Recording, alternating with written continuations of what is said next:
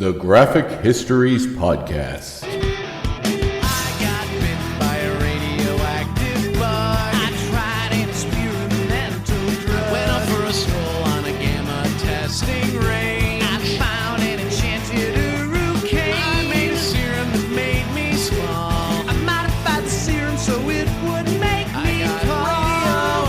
Radioactive isotope in my eyes. A dying alien helped me accessorize. I gained the proportion and strength of a spider. Now I'm invincible and I can fly. I lost my sight, my other senses were heightened. I'm gonna put on my pajamas and go fight crime.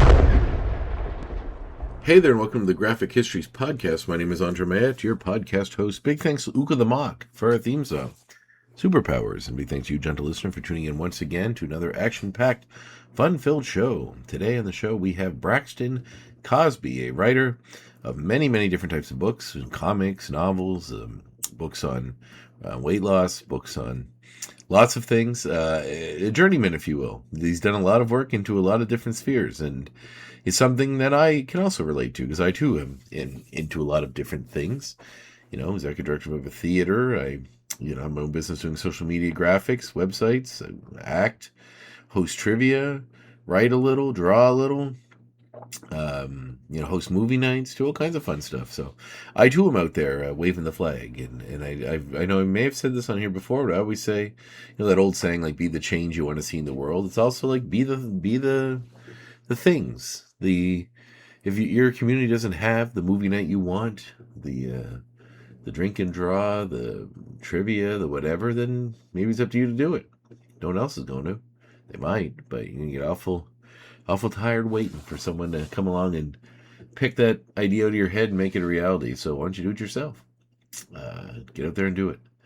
And I'm doing just that. And so is Braxton. So, it's nice to talk to someone that has such a varied, kind of CV, if you will. I use an English term, resume, a varied resume.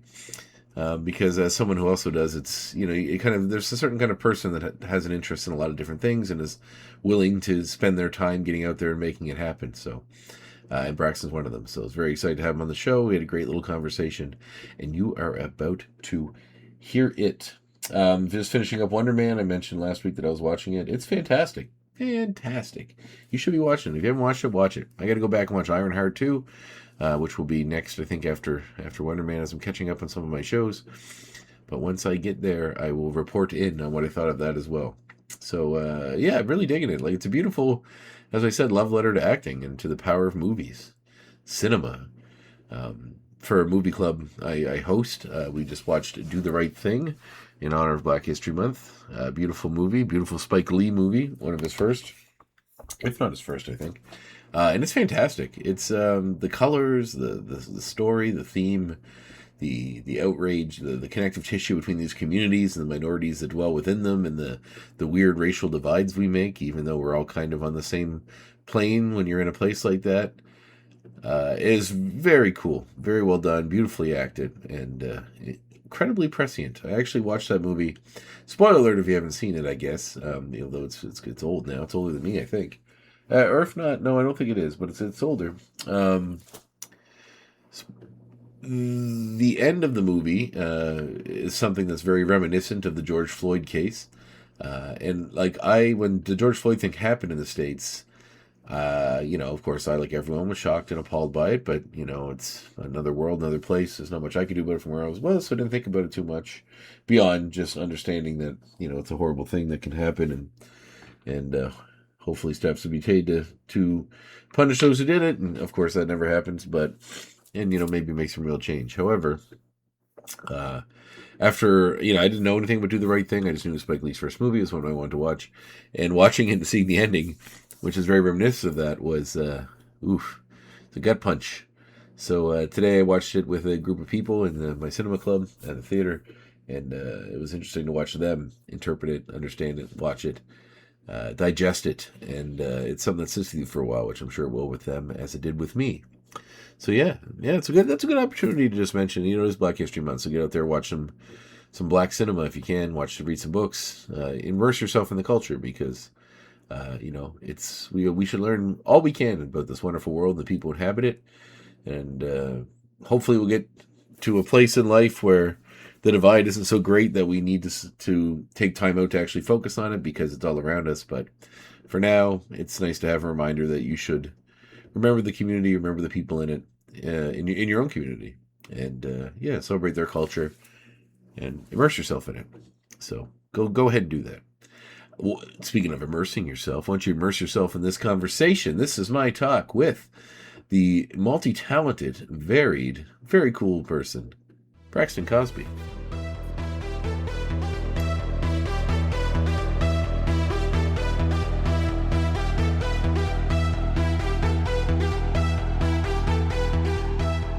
Cool. Well, welcome to the show. Where are you calling in from? Atlanta, Georgia. Thank you for having me. Oh, yeah, no, it's a real pleasure to have you on the show. I think you might be my first doctor, maybe, on the Oh, show. Maybe. I'm not 100% sure. Nobody else had it in their title before. So, okay. yeah, that's definitely a milestone. So I'm very happy to see that. Very cool. Atlanta, Georgia, is that home for you? Is that where you grew up? Yeah, well, no, I grew up in Miami, but Oh, maybe really? that's just another, what, 14-hour drive up? Okay. You think about that, about 10 hours, yeah. Yeah, that's a good chunk. That'll do it. What was when did you how long did you live in Miami for? Oh, I was there. I moved up into Atlanta 2004. Oh, So yeah, okay. quite a bit of time. Oh, nice. We're I know you're a writer predominantly, and also like you're into comics as well. What was were you into comics as a child as well? Was that something you discovered? Sure. Yeah. Yeah. Yeah. What were the first ones? I've always been an X-Men fan, huge, Nice. huge X-Men fan, and even to date myself a little bit, Alpha Flight. Oh, you're speaking my language, Canadian. I'm in Canada, Oh, so okay. Where you, yeah. is that where you are right now? You're in Canada? Yeah, I'm in Nova Scotia, Canada, yeah. Okay, Nova Scotia. Never Yeah. been. I've been Ah, to Toronto. oh yeah. Yeah, it's a lot more remote than Toronto, but it's nice. Yeah. It's I guess if you've ever been to any of the East Coast of America, it's not too different like weather-wise than like Okay. Maine, Boston, New York. They're, it's all pretty close. So Okay. yeah, yeah, yeah. It's cool. Yeah, no, Alpha Flight, you're speaking my language. I mean, as a I wish they would, I know they won't, but I really wish, like, all the ones that I loved. I love Fantastic Four. I loved Avengers, X-Men. Well, I didn't love Avengers. Let me take it back. Fantastic Four, X-Men, and Alpha Flight. And nice. then Avengers was always in the background, which I didn't really understand how it just blew up so much. But I really thought like X-Men was their feature, and Fantastic Four. And to me, they just never really got Fantastic Four right. I don't know why. But Like in film, you mean? Or yeah. just yeah. You didn't like Oh, the new one? the comics were great. Yeah. You didn't enjoy the new test before? It was all right. It's yeah, I know. I liked it quite a bit. Just in a way that like maybe Uh, we don't have to like. I like that it's sort of as a lived-in world. Like uh, we sort of join this world as it is, and we get these cool characters, and and but I kind of just want to live in that world a little longer. Like when he says like, oh yeah, the robots are dealing with like the Diablo and the puppet master and the wizard. I was like, I want to go see those guys. Like, bring them in. exactly. Yeah, but I did get a giant purple helmet Galactus, so I'm happy about that. I mean, that's enough for me. But yeah, I guess it'll be a while before we probably see Alpha Flight in a live action movie. It'd be cool if we got them, but Yeah, I just don't think they will ever. I mean, they've got over, what do you say, Marvel has like 7,000 characters. that sounds about right. And so I don't see them as saying that they think Alpha Flight deserves an audience. So we'll see.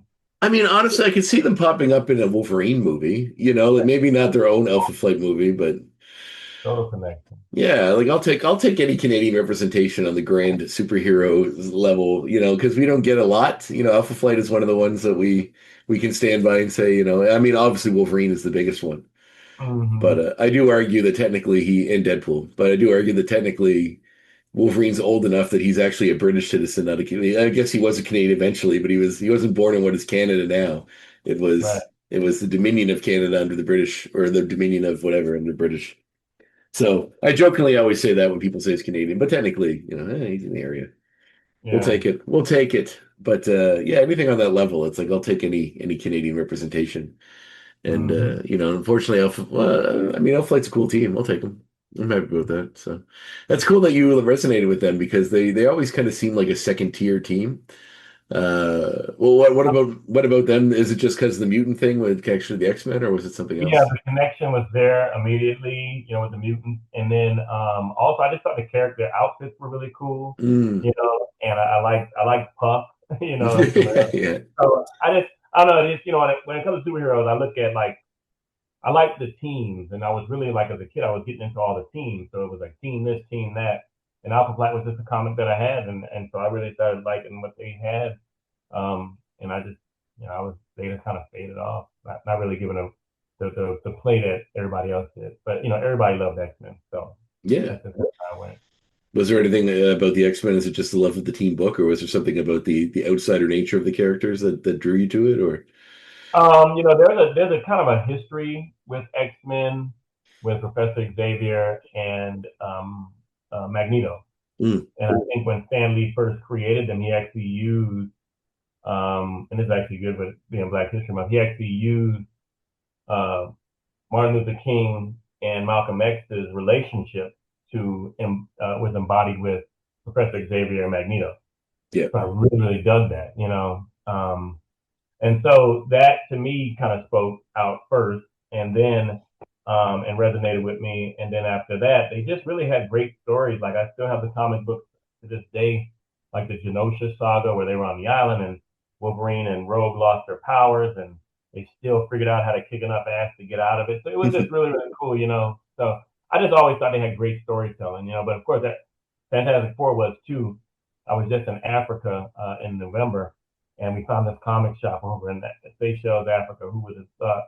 And I picked up this graphic novel for Fantastic Four, and it was called "The Fantastic Four Solve Everything." And it just, I just love the whole intelligence of the writing Mm. and how smart the characters are. Like everybody in there is really, really deep, except Johnny Storm and the thing. But the bulk of like the kids and everything is in there, and they just kind of it's all this physics and science, and obviously being a doctor of physical therapy, I'm just driven and drawn to that. So Mm. it's always been really cool. Yeah, I feel like the love of Fantastic Four, to me anyway, is kind of like people that love Fantastic Four. I feel like there's a little bit of overlap with like people who love like Star Trek and love Superman because there's kind of like a hope to it. Like Mm-hmm. Fantastic Four is sort of like the smart people will figure it out and will get to Right, a happy. Star Trek's the same way, and Superman's even a little bit with full of hope in the way that it's like the stronger, the smarter, they'll figure out a way to fix all this, and right, maybe we'll absolutely, have a happier tomorrow, right? right. So I feel like there's a little overlap with that sort of appreciation for that kind of fiction, and Mm-hmm. so I feel like you don't want to like get too deep into like psychoanalyzing people based on what their preferences when it comes to fiction, but I do find people that tend to gravitate towards those sort of kinder, simpler superheroes have a lot of hope in them, which is a good thing in my opinion. So Absolutely. hopeful kid. Did you have like a community of friends that were all into comics, or were you like? A lot of my friends just stuck to the cartoons on TV. Nah. Well, that's an in, that's a way. It's very similar, gets you to the connection there. Were you always interested in writing them as well, or is that something that came Oh, later? well, I did do. I'll admit that back in the fifth grade, a buddy of mine who was an artist, and we both drew, but um, he started his own little comic one day. He bought a comic to school. He's like, "Look, I'm doing my own comic." I was like, "Oh, I want to do that too." So I started creating my own little comic, and that was it. And then it wasn't until later when I actually got into writing really deep after. But 2014, I think, is when I come up with the Cape series, and I made these characters up. And I tell you, I mean, I want to get back now because I did the Cape series and ended up getting through two novels, a comic, and two more team up novels with me and two of our other authors, Coyote Champion and Keyshawn Dodds. Keyshawn Dodds is the author of the Menzuo Saga, and Coyote Champion did the Majesties of Canaan. So we brought all of our characters together, kind of like a Avengers Assemble kind of Oh, thing, cool. with the group called Infinity Seven. So we got through two novels of that kind of. We where Marvel was doing their thing in phases, we were doing ours in stages. So now we're like in stage 5 has just come up. 19 novels, 8 Wow. comic books with 5 different authors. So we've created our own little superhero universe, which is great. So by the time my characters had gotten through all of the novels, it was time for them to kind of hand the mantle off to a younger group. Um, and that's where I came up with the Fabulous Five. And so those characters are now, they got their own comic and they're doing their thing, getting ready for me to start working on the next iterations of those stories. But I do want to get my old 5th grade superheroes back in the fold one day. I'm just trying to find a way to do it so that it doesn't feel forced, you know. And I want to flesh out the Fabulous Five, those characters first. I introduced them a little bit. Icon was introduced in Infinity Seven book 2, and he actually died and he came back to life in the comic. And so, and I'm trying to explain that. So I want to get through their story arc a little bit, maybe like a couple more comics, maybe a novel, and then I'll Hmm. introduce the old team. Wow, that's expansive. That's awesome. Yeah. The world building on the level of that is respectable. If you can get that much content into your world. I also Yeah. really respect when people know. Like I like the idea because me and a friend used to always kind of talk about this. He brought it up a lot more when we were like teenagers. Maybe like, under 18 or 19, but he would say that like he kind of wishes Spider-Man would have had like an end because he's a massive Spider-Man fan. He said like most stories have to give someone their due, their end, and carry Right. on with other characters. I like that you recognize that and continue on with that idea that like, after 19 all the novels and the comics, it's enough story to kind of give them a natural push through and Yeah. then moving on to other characters because like Spider-Man would have had if you put the sum total of every adventure he had into one person's lifespan, he would have had like every issue would be like a day, like Right. essentially. Right.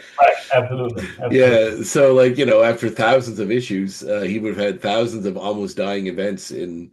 in the span of a couple years. So. And that's the beauty of being the creators is that, I think because most of us are novelists first, Hmm. and then we got into comic scripting and things like that. Our heart is in novels, so we understand the natural progression of story and writing Mm. prose and moving on with things and helping characters. So our characters are so fleshed out because we, as a hybrid publisher, Cosby Media Productions being the novel wing, and then our own comic imprint, Starchild Comics, we publish our stories in both novels and comics. So you may start reading a story in a novel and it'll transition into a comic or a graphic novel, or you start in a comic and it'll go into the novel. So you get a nice little change of pace in the storytelling, but that foundational stuff is really there in the novel. So you get a lot of weight to the story, the world, time, and all those great things, even the enemies. And then you kind of get a lot of the great action pieces in the comics. So we have a nice balance of both. Yeah. Well, I think that's something to be said about approaching in a novel, like as a novel writer to begin with, because, you find like film directors or people, script writers and like in novelists, like, obviously you have a self-contained story to tell with a finite amount of pages and an end goal. Mm-hmm. Unless you're Stephen King, then you have like a billion pages, but you get there eventually. But like the idea that like, that there's an end and there needs to be an end because I guess TV show people too because you have a season you got to wrap it up Right. or figure it out, but comics tend to always they're always assuming the next one is going to come, and usually they often end in really hurried ways or without an ending because the next comic never comes for whatever reason. They don't sell Right. enough for the guy is not reliable that's writing it or drawing it. But yeah, approaching it in a novel way is interesting because you kind of have that built-in concept that finality has to come. So, yeah. And it's not always finite. Those like my characters who were in the case, they're still there. Like Yeah. even Paladin makes an appearance in Fabulous Five comic issue 1 because he's like the mentor for Yeah. the young girl. So he's still there. And I guess it's like we kind of let them go on this one little mission, like they need to get their feet wet, let them do their thing, and they're kind of hovering, and they Mhm. need to jump in. Yeah. So you always bring them back in. And even our main protagonist who finished out the Dark Force series, which was always through those phases I talked about. I mean, those Mhm. stages. The main antagonist is not technically dead. So as powerful as he was, we still got some other ways to kind of bring back things. That's one thing I did learn from Marvel and DC is that you don't kill off the really badass characters because you may need them again. You can Yeah. kind of put them on freeze and ice them for a little bit, but you eventually bring him back off the bench, and that's why the Joker is not technically gone, and all these other guys are still around. So Yeah. Well, it's like yeah. That's the beauty. The beauty of that is like, and the one thing I find well, there's a lot of interesting things about comics, but the idea that it's a living narrative that continues on beyond an original creator, like the sandbox exists, you get to play in it for a while, but then you get to step away. And usually, everybody, when a new writer comes to it, they bring their own story they want to tell, but often it's using characters that have already kind of, in the previous run, they've been killed or crushed or maimed or had their face ripped off or something. And then you see the next guy have to come up with some reason to to reset things and get it back to the way he wants it to be, or girl, so that they can tell the story they want to tell. So it's often interesting watching them jump through these weird hoops to get to reset things in a way so that the Joker's back to being a clown prince or a deranged lunatic, depending on what version you want to tell in your story, exactly. for example. But yeah, like the archetypes you mentioned, as far as like Xavier and Magneto and stuff, like that's really cool. Like I was aware of that, but when you think about the approach, right, and how I think what I find in today's world, like when it comes to comics, uh the concepts of just evil people have kind of gone away. It's rare that you're like, this guy is just evil. Like Doctor Doom has gone from just being evil to, being someone who goes above and beyond to try to protect his nation and his people, even by doing evil things. But like even Killmonger, like everyone's got an understandable gripe with the world, and you can see their point of view. So it's interesting now because those characters often become anti-heroes or heroes themselves eventually, if they're interesting enough. And that's, even Magneto's kind of skirts the line now. He's basically a good guy, depending on what comic Pretty you're reading. much. So, yeah. And even like X-Men 97 sort of said him that way as well. So we get there eventually. Well, so as a novelist to begin with, or someone writing books, were you reading a lot of books as well when you're reading the comics? Were you just covering that? No, I really got back into reading because I was obviously forced to read when I was a kid. I didn't like that. Hmm. I didn't read characters that I identified with, that I even liked. The stories were boring, and I was a huge science fiction fan. I wasn't, we were like required reading nothing but sci-fi. Yeah. One of my favorite books that I first started reading was um, Fahrenheit 451 with Ray Bradbury. Nice. Good And choice. that's what got me into sci-fi. I liked that it was gritty, it was different, telling a story. One of the things that's magical about science fiction to me is that we really don't get stuck on ethnicity as much, or even Mm. gender. It's just characters who have great stories, and there's a bigger threat than just somebody being black or white. Yeah. And so we don't have time. That stuff is a distraction. Yeah. So we just need to have characters. It doesn't really even matter what color you painted them or what sex they were. They just had to have an objective, a mission, and they knew they needed to stop this whatever antagonist was. And whether it's nature, whether it's a creature, whether it's another human being, military conglomerate, whatever it is, evil faction, they needed to stop them, and then there's going to be some challenges along the way and some conflict that's going to oppose them. That's it. Yeah. Pure storytelling for me. That's pure 3-act structure, which is what I work from. And so I love that. And of course, like you said, you mentioned Star Trek before. I mean, Star Trek was some of the best diverse storytelling that you could have Yeah. in science fiction, And Gene Roddenberry was very intentional with that. So I think for me, when I started writing and getting into my own stories after I got into college with bachelor's, master's, and doctorate, I finally take a woosah moment and stop reading everybody else's stuff. Start reading my own. I just kind of gravitated towards young adult because it was very gritty. It was razor sharp. It was edgy. I can write these stories that can really kind of have a span of 18 to 80. People who were older at young at heart wanted to read it, and people who were younger who wanted something different would read it as well. So young adults kind of struck a chord with me. Now they would fashion out the Star-Crossed Saga trilogy, which then have a spin-off with Steel Rain Bounty Hunter, and he ended up having his own comic and novel and stuff like that. And so those went on to win some awards and accolades. I'm very proud of those stories. And on that time, I kept kind of diving back into my books, reading. I was reading Divergent with Brian Roth. I was reading Legends with Marie Lu, Octavia Butler, Octavia Butler with her her Seed of the Sower novels and things like that. So I was able to just kind of jump in and out of reading, and Brett Saberhagen Berserker series was one of my favorites. It was just very pure sci-fi. And so those guys just kind of motivate me when I'm writing now. I still pop them in on audiobook and listen to them while I'm writing, going through some of the stuff with the Leviathan, away from the, they end up writing as the Expanse and things like that. So though all that stuff motivates me and gets me hungry to write and come up with new ideas and stuff. So that's just where I land as far as the things I read. And I like reading some of our authors too. We've got some great stuff out here.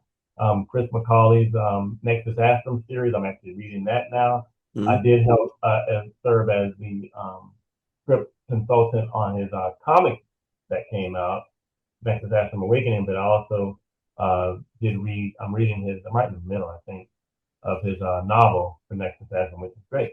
So I'm a big Gundam fan. I love Robotech, and he's got his big fighting robot series that he got out. Daniel Payton had a great fantasy series run with 7 books of the Legacy of Dragonwan series. So those were great too. So, and then the late William Hayashi did a fantastic job on the Archangel X trilogy. Books 1 and 2 came out. He passed away, and we are going to be releasing his 3rd book this year. So I'm excited to see how that ends as well. Oh wow! So posthumously, he wrote the 3rd book before he passed away. He had written it and given it to me, and then he passed away. It's just tragic. Oh wow! That's a lot. That's heavy. That's a I lot had of all like three- I had all the three final of them book in when a we started trilogy. having releases. So Yeah. Well, hey, I mean I think any creator would want to see their story finished. So that's absolutely, a that's how we legend to got be to able to do it. do it. Yeah. What's your doctorate in? You said you went through college? Physical therapy. Ah, yeah. So you wrote some books on health, some health books as well. Yeah, I got a health book, Fat Free for Life: 13 Principles of Easy Weight Loss and Ultimate Health. Oh, wow. Excellent. Important stuff nowadays. Yeah, it was my love letter. I always wanted to do it when I was coming through people. So I'm like, man, I would love to just kind of consolidate all this knowledge and kind of give it to people, you know. And so that's what Fat Free for Life was for me. It was really just me pulling out these 13 principles I really thought people would love, that would work for them, and these things they could practice every day to obtain this level of ultimate health. And that's something that's very subjective. It's like, what did I need to be for me? It's not about looking like Arnold Schwarzenegger, and that's fine, but that's not for everybody. It's really just, what's my ultimate health? What are the things I need to look at? What are the numbers I need to analyze in my life? My blood pressure, my glucose level, my cholesterol, all those things about me. I tell people all the time, I don't care if you're 400 pounds, if your numbers are fine, enjoy that. But if it's not working, you need to try something else, you know? And so I was able to put that in there, my examples of life experiences that I had as a therapist, personal things that I had as an athlete. And so I was able to kind of compartmentalize everything and pour it into this book. And so when people read it, I know they're going to get all of me as far as my health side goes. And it's really, it really feels great because people come back and go, oh man, that was really great. It made things really tangible and easy to follow. So Awesome. I appreciate that. I love to be able to help people out. So we're going to be working on the 2nd edition of that to come out next year. Because it's been, has it been 10 years? I think it has. Wow. That's it. I enjoy talking to folks like yourself because I'm a bit of a journeyman myself in the way that you have a lot of different things going on. And you certainly do as well. And people always ask me why I have so many varied interests. And I kind of always say that the Why things wouldn't that, yeah, I'm the things I love, I want to do them. I love enjoying, there's a lot of people that love, doing comics or reading comics. They don't try their hand at doing them, but I'm just the kind of person that if I love them, I want to try to do them too. Why not? Yeah. Nothing beats a try but a failure, right? And if you put together a comic, like I know for me, I'm probably on a 5-6 writing level. I'm not writing level, drawing level. Mm-hmm. But I need level 9 and 10 artists to do these comics for me. Now, granted, if I could do it, man, I certainly would. I wouldn't pay anybody anything, you know. But we have great teams. We got like a team of 5 or 6, I think 6 now, artists who work with us on our comics and things like that. So I love their styles and their artwork, and I just want to write it, hand it to them, and let them do what they have to. Now I do a lot of designs. Everything you see with my characters, I design from head to toe, costumes and all. Whether even if it's in the sci-fi stuff, I just want to have a hand in that, and I hand it off to them and let them kind of go magic with it. But you know, I just I would love if I can do it, but I know not to. I wouldn't give it the respect that it deserves for the detail that it needs to be, and I know how to punt the ball when it comes out of Yeah. my skill set. Well, that's important. Delegation's important. I like that. Like, I noticed you mentioned you designed like the costumes and stuff, and a lot of what drew you to like Alpha Flight and other comics was like the design of the costumes. So, Mm-hmm. I'm a graphic designer by original trade. So, you know, I have an eye for that sort of thing, like design and what works and what doesn't. I mean, it's all subjective anyway, like most art, but the idea Right. that you can find, I had a discussion with someone the other day. I mean, I don't normally ask just straight up, like, what do you think of this? What do you think of that questions? But do you have like is there a superhero costume that you think is the most underrated? Like you think it's a cool costume, people don't appreciate how cool it is. I have an answer for mine, but Yeah. Okay. Let me think. mine is Cardiac from Spider-Man. Oh, that's The blue and white costume with the pads and the thing. I yeah. always thought his design, because he had all the EKG symbols hidden in it, because his Uh, powers came from the heart. I thought it was so cool. I still I do. And always like Cable. who? Sorry. Cable. Oh yeah, yeah, yeah. He had a neat, very soldier fortune, Yeah. universal soldier kind of. Yeah, Yep. yeah. The glowing eye with the nice touch. Like that was a cool connection. That's a good choice. Wolverine's costume, the gold and blue. The Yeah, which one do you prefer, the burgundy or the gold and blue? that's a tough question. Yeah, I kind of like honestly. To me, I think the design, like when a team looks like a team, I like that. Yeah, So like if it's a mismatched group of characters, that's fine too. But when they all have a similar color design and really yeah, look like a team, I think that I really like that aesthetically. yeah. So I think the gold and blue for the sake that the whole team at that point all was kind of gold and blue. I liked that one a lot. But I think like there's something more feral and animalistic about the brown and gold version, which is fine too. Like the various versions of tan kind of. I guess if he's on a solo mission, that's fine. I always kind of thought the black and gray one they did when he was like an X-Force or whatever was kind of a cool version too. Yeah. So there's a lot of neat ones. Although I really loved it was the Deadpool Wolverine movie because we saw all these different versions of him and got to see what those costumes might look like in live action. And Yeah. I was pretty happy to see the Age of Apocalypse one just briefly because I always thought that costume was kind of fun looking. Not necessarily, you know, like a lot of superhero costumes, not the most realistic, but it was still pretty fun. Yeah, we with Fabulous Five, they had on separate outfits in this Mhm. first one with just like the little symbol for Fabulous Five. And on the next comic, I'm gonna give them all their uniforms. So I'm excited to kind of get in there and design that. That's awesome. Is there a component with the novels to like obviously since you transition to comics and stuff too, you already have, but do you illustrate the novels as well? Is there illustrations in there too to kind of depict that No, stuff? no, no. Just the cover art. The cover Yeah. art is always kick ass. Uh, I want to make sure we yeah. get people. They kind of dive into that ahead of time to kind of see what they're dealing with. So we have fantastic cover artists who do our cover art design. That's awesome. Very, very cool. Well, the with the varied amount of like getting into the YA sphere as well, which you say you do the young adult novels as well as the other novels and the comics and everything else. Is there one particular genre that you like enjoy the most out of all those? Is it the straight novel, the YA, the No, I have so I have like a Mount Rushmore of series that I have now. yeah. I actually got a banner made finally. It makes it a little bit easier to deal with when I go to conventions and stuff. People come up to your table and he's like, "Hey, what do you do?"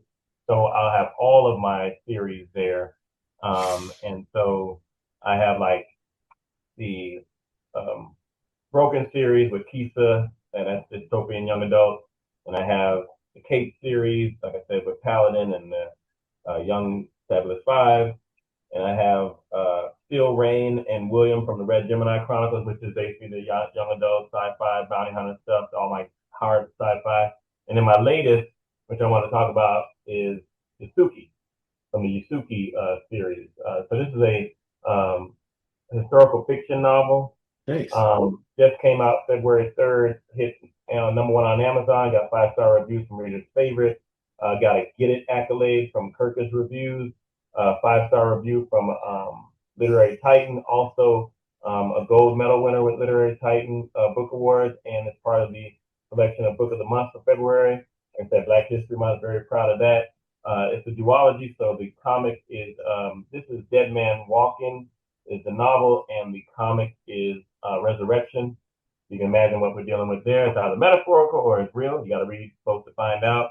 But I had found out about this character named Yasuki just from scrolling the internet one day, and I saw this black man in samurai uh, armor, and I was like, that's interesting. You know, I never knew he had a black samurai. I started just digging and digging and finding all this information about him, and I found out as much as I found out about the time period and the place of where he was in history. I didn't know anything about him. Yeah. So that opened a great opportunity for me to say, well, you know, I haven't written historical fiction yet, but I had such a respect for Asian culture, obviously African culture, and this was a great time to kind of blend the two Oh, into a that's so fantastic cool. story with Suki coming from the Sudan. And I was like, man, you know, what other information can I get? So I dug as much as I could. I got everything I could from feudal Japan era, the lords of the time, the hierarchy where there was the emperor, then there's the shogunate, then there's the lords. Found out about the commerce, found out about the culture, the religion, the seasons, the trade, and even the geography. So I had all those great elements. I call those the bricks of what was, and the wars, the warring factions, the Buddhists, the religion, the ninjas, and the other warring factions. That was all like the bricks that were concrete, and all I needed now is a fictional glue to bring it all together, like to be the mortar to kind of connect the dots of this ascension of a man named Yusuke, who did not get his name until he got under the services of Lord Nobunaga. So I had to make up a name for him too. And I wanted to be authentic. I came up with Majok from Sudanese culture, and how did he get from the Sudan all the way to serve under Lord Nobunaga and then become one of his great samurai? So I had to put all that together. So I was able to write a fictional story to weave into all that and give him these opportunities to kind of prove himself. It was a fish out of water story as much as it was the Odd Couple too, because now him and Lord Nobunaga kind of working together towards the cause of uniting Japan, but at the same time also establishing Lord Nobunaga's reign in Japan. So it was just a great story. I fell in love with it. It's book 21 for me. If you count my novellas, my health books, my autobiographies, and things like that. And I always have a challenge uh, to make my next book my next favorite book. That's all I do. And I tell people Yeah. when I go to conventions and they're like, hey, I want to write my next book. I want to write a book. I say, hey, write it for you first. You need to fall in love with it. So when you talk to people, you can talk about it. Because if you don't love it, it doesn't even matter. Because everybody's going to come against you, tell you they didn't like it or they do like it or whatever. And you got to try to be like, yeah, I know you may have a different opinion on it, but I dig it. And I do. I really dig this. This is my new favorite baby right now. And so I definitely am happy to stand behind this. And then also getting a chance to pay homage to manga world out there with a graphic novel, 72-page graphic novel. Use the artist named Eliza Olamide. She's a Nigerian female. She worked with us on our ANVK, African Ninja Vampire Killers comic series. Yeah, comic That's series from awesome. Tiger Champion. And I'm going to introduce a couple of characters in this series. With this was a fantasy piece because Yasuki's story kind of ends in a cliffhanger in real time too. Nobody knows what happened to him after the events that ended Lord Nobunaga's reign in Japan. And so since nobody knew what happened to him, I just said, hey, you know, we're gonna write a graphical fantasy novel about what happened to him, you know. And I was able to take him to another world and meet some new characters. And now some of those characters who survived are gonna actually have some legs going forward along with Yasuki. And so we'll be seeing more iterations of him as the comic world continues to grind. So just happy to have my Mount Rushmore. I'm gonna just jump. I feel like writing in this series. I write in that one a little bit because none of them have really ended. So I'll write in this series a little bit, I'll write in that one a little bit, drop something new for the fans and everybody next year, and so forth and so on. So it's That's really exciting. cool. Yeah. I've never heard of this story before, so I'm very interested to know more about it. Like, this seems like a very cinematic thing. Like, I'm surprised I haven't Oh yeah. seen a movie or a TV show or something. Like, even like the picture from your cover, I'm like, that kind of looks like Idris Elba in like samurai armor. Right. I feel like the movie Right. it's Right. you know, Yeah, like that's good. I feel like the movie itself is already that if you pitch that elevator pitch to a Mhm. studio, I feel like something that they would absolutely pick up. Yeah.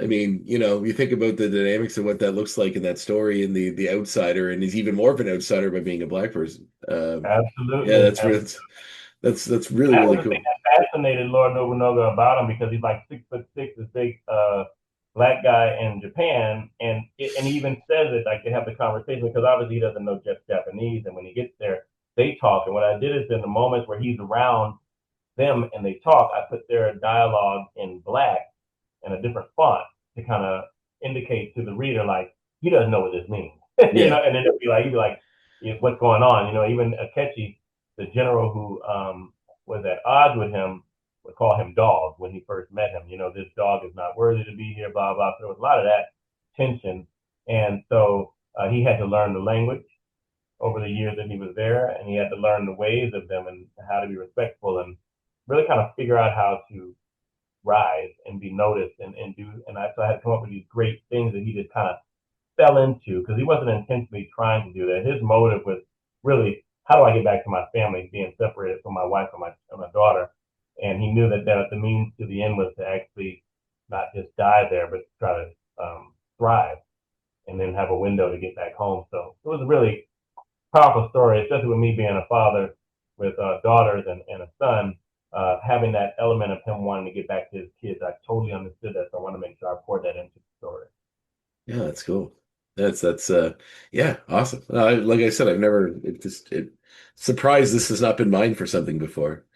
Did you ever see the Shogun series on FX on No, I've been Hulu? meaning the based on the James Gotcha. Mitchell novel. I've been meaning to. Well, the new one, the new show that they did on Hulu, Yeah, because the it was based on the old show, but they really did a great job with the miniseries. That was excellent. Ended up getting winning like Emmys and all that, but it was such a nice pace to the story. Took their time. It had this real nice flow, and the beats were there. And I really, after I got through reading, I was watching that, I was like, man, that's how I want to write these scripts. I want to have this nice slow pace to it, but I want it to be when we really do get into the action, it just ramps up, it does its thing, and then we're back yeah, to our B story and things like that. So I feel like I really accomplished that, and people who are reading it are saying like, when he does get to his place where he is elevated, it felt earned. It wasn't like, hey, you want to be a samurai? Come this way.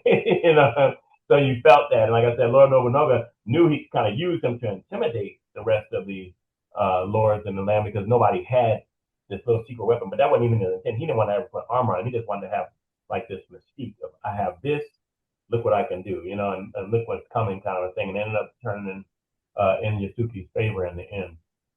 yeah. I've kind of been a little bit of a little bit of a like a Japanese sort of cinema kick lately, and Mm-hmm. like I have all the Lone Wolf and Cub books, and I read them a million years ago. I got to go back and read them again. But and like I was watching I got the Criterion box set for Lone Wolf and Cub movies. There's like six of them, so I've been Mm-hmm. checking out those as I go along. The Zatoichi ones, and then I just watched Rashomon for the first time the other day, which is a Mm-hmm. insanely amazing movie. Like there's certain movies that I know are everyone talks about them in such high regard that I'm like someday I'll get to it, and I kind of save them for the right day. But I really should just go watch them all because the right day never comes. But Crouching Tiger, Hidden Dragon, and The Last Samurai with oh Tom yeah, Cruise. Excellent, Last excellent. Samurai. I've never seen that. Okay, I've seen Crouching It is, Tiger, Hidden Dragon. it is excellent. Again, another fish out of water story.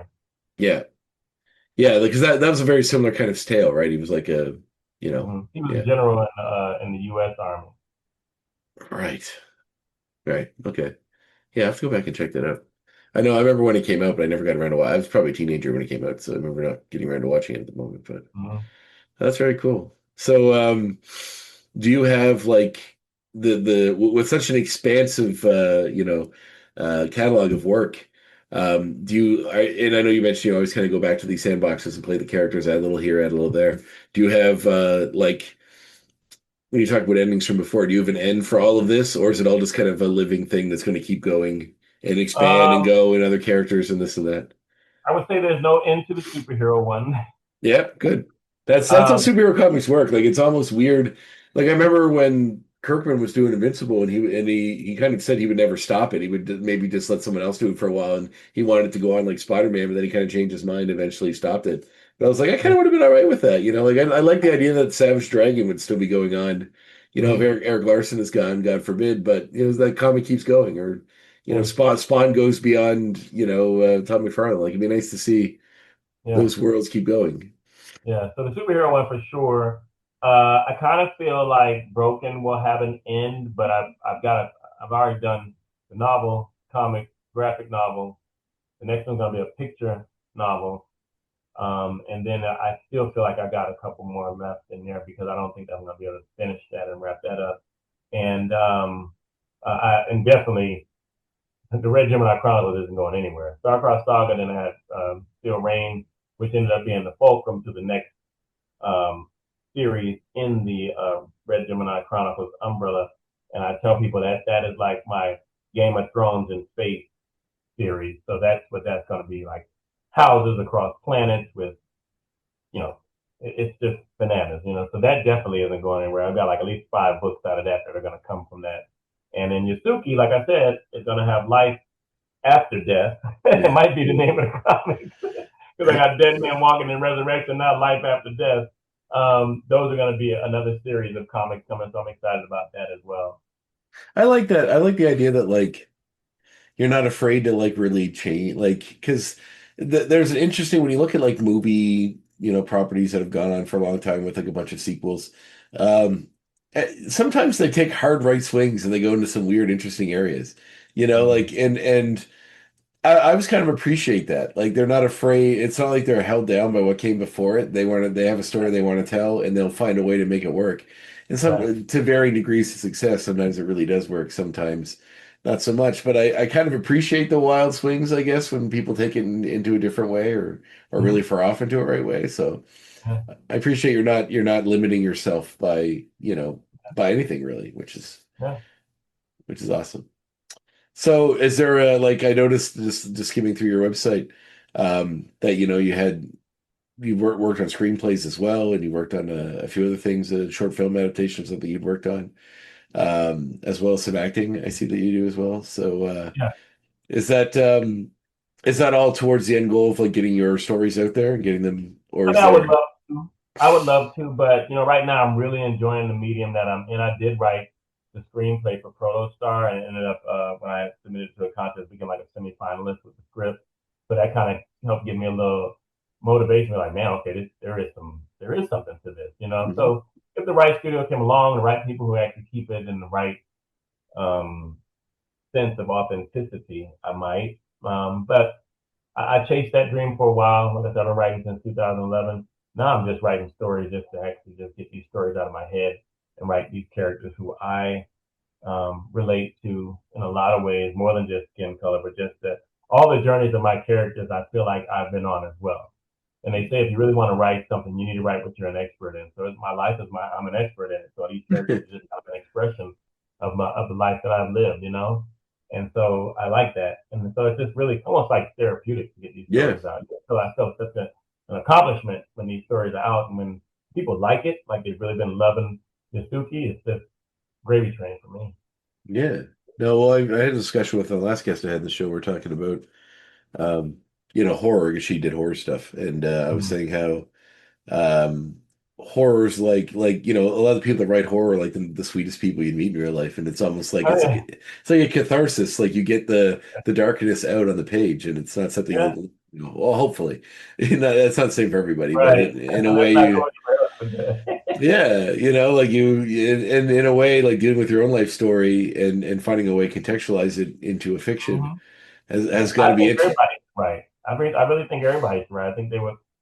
I think it is therapeutic, even if you stuck at it, quote unquote, in the beginning. I think eventually, you get better at telling your story, and you should. I think everybody has a story to tell. Me, that's the whole point of being on this planet is to have some kind of a story. I would think, whether you think it's um, amazing or not, it's still your story. It's your baby. Go ahead and tell it. Yeah, I think creating art is something that people like because art can be Mhm. so many different things. It doesn't need to be writing. It Absolutely. it can be acting, it can be Yep. painting, it can be drawing, it can be writing, it can be dancing. There's like a lot of art that can be made, and I think everybody has art in them. They just Yeah. have to find the right avenue, sculpture, wood sculptures, whatever, clay, pottery. Like you just find whatever the part of art in you whatever speaks to the artist in you. And I feel like, obviously life is hard sometimes. Some people live in situations where they can't get a chance to express that, and that's a real tragedy. Because I think there's something rewarding. Like I'm not necessarily a spiritual person, but like for lack of a better word, in your soul, I guess that sort of enriches you by doing Exactly right. art. Yeah. Yeah. So the idea that like I think you're right. I think everyone people that do art always seem a little you never see someone look happier than when they're in the middle of doing art. So there's Yes. something really rewarding about it. And that's Music. when I talk to young folks, I do like some author visits to schools. Mhm. I ask them, I say, who's into, who writes rap, who writes poetry, who is into acting. Like all that they have to understand is that you're an artist at heart doing that. You're just Yeah. expressing what's inside of you. And when you get a character and you play that character, you're seeing that character on paper and you're transforming that character into life. And so now you are the art of that character. So Mm. yeah, I just think it's great. Yeah, for sure. Is there anything you have yet to do that any mountain you have yet to climb that's in your that you want to do as far as with not just writing continual books, but is there other mediums or something else that you want to get into I think I'm good. I think I've tapped into all of that. that you covered them I'm all? not a poetry person. I don't want to write poetry. I probably would write music if I thought I could actually get somebody to sing it, but that's about it. I think I've done it. I've done the modeling, I've done the acting, I've done the screen, I've written it all, and I'm just enjoying the ride right now. Maybe that's the final piece is the symphony to go along with the comic, like the Yeah. graphic Oh novel. yeah. Yeah. That would be Uh, awesome. that would be nice. That'd be interesting. They have one of those concept albums that's all about, your Mm-hmm. character. Have That'd be cool. Yeah. yeah, you do like well, I mean, combining the concepts of like Asian music and stuff with cinema, like that'd be very cool. Mm-hmm. You can have a lot of fun with that. I remember watching what was that movie? It was a claymation movie. I think it was Kubo and the Two Strings, it was called.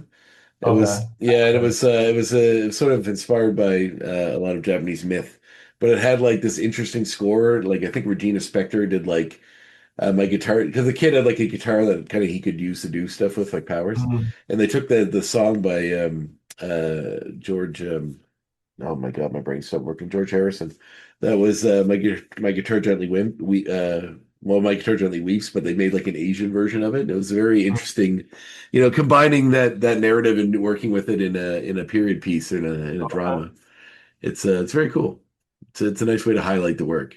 Yeah. Um, Excellent. So, do you have any appearances, any shows coming up, or anything, or other books besides Yeah, we're gonna be Suzuki? updating our website this weekend. The first half of the year we are already set.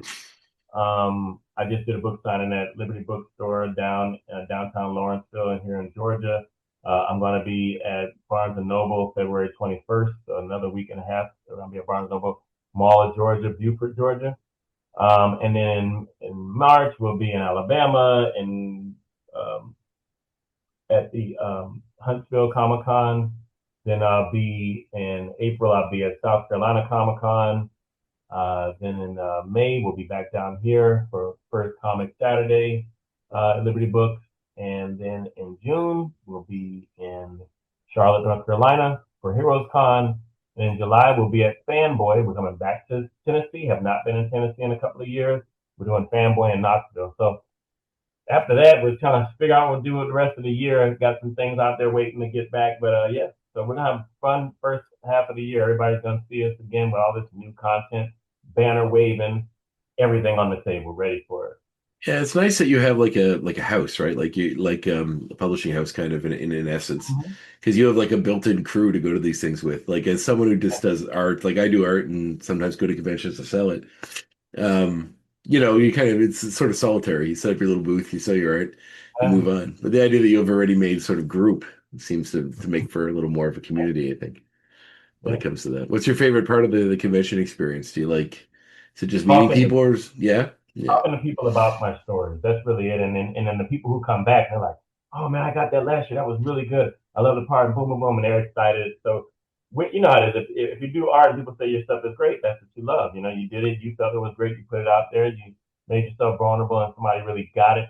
When people get the story, because story isn't just story to me. Story has a purpose. Story speaks for itself.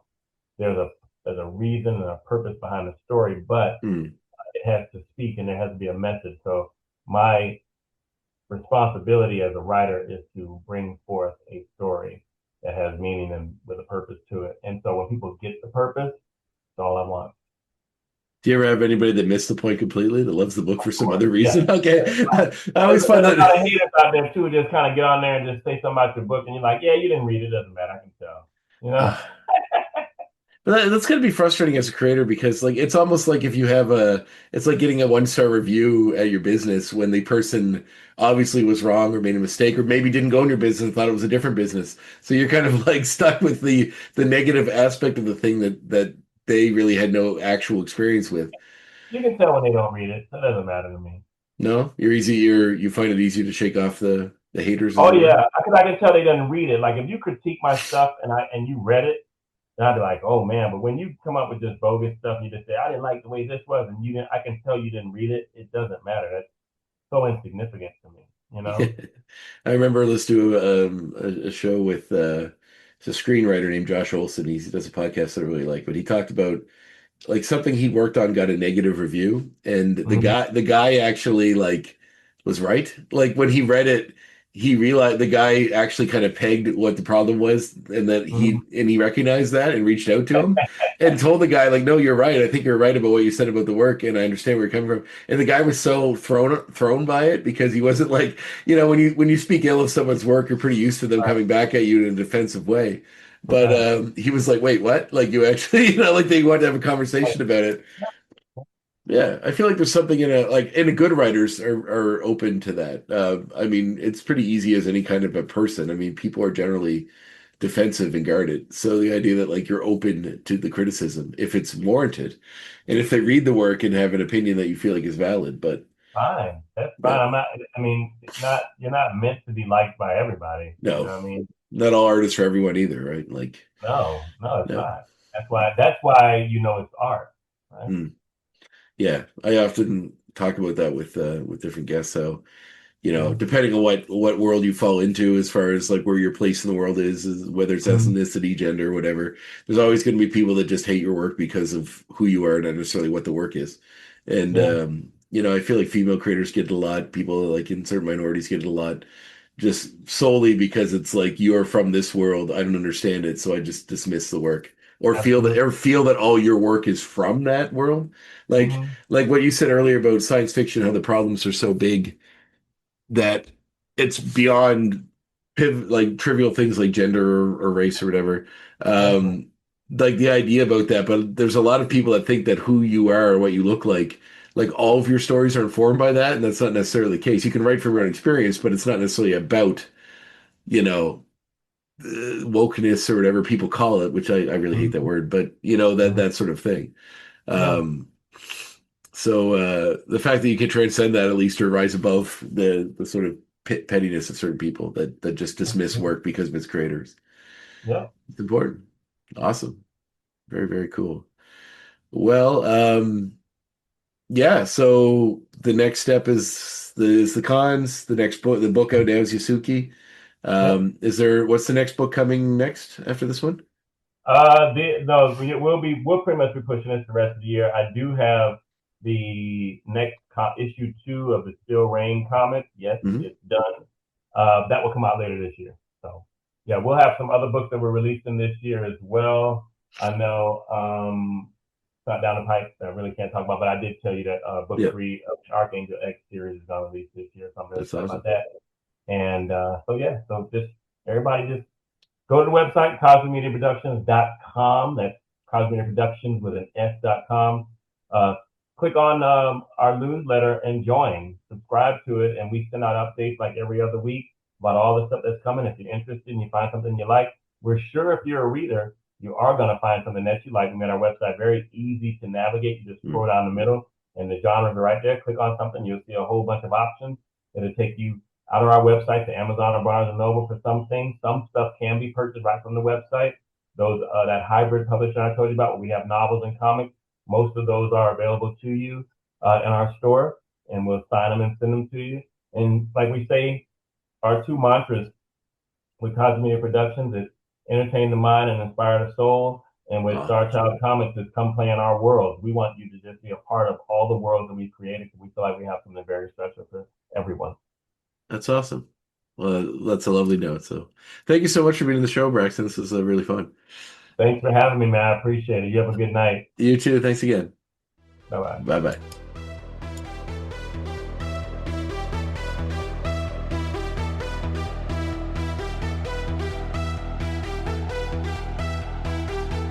There you have it, my conversation with Braxton Cosby. A great chat with a great guy.